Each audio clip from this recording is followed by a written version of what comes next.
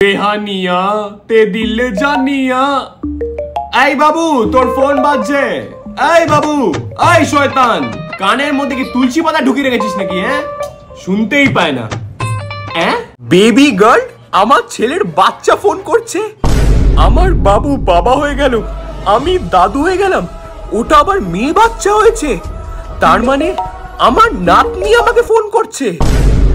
হ্যাঁ, hello. High daddy. তুমি কে বলছো? আমি তো তোমার বাচ্চা বলছি। এই চুমু দাও। এই তোমার চুমুর আওয়াজটা এরকম গরুর মতো কেন লাগছে? আরে না না, এই গরমের মধ্যে না আসলে আমার সর্দি গরমি লেগে গেছে।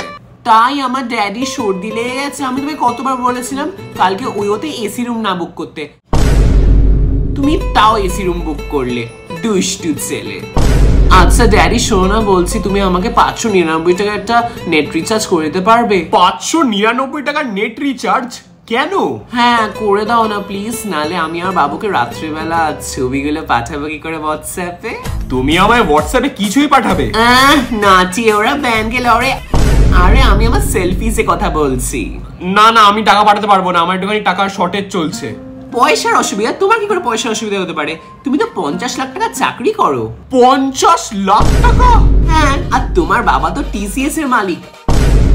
প্লাস তোমার বাবার কাছে 5টা মার্সিডিজ বেঞ্জ আছে, 2টো ল্যাম্বরগিনি আছে। ওরে মাইয়া, আমি অটো করে যাতায়াত করি। মানে?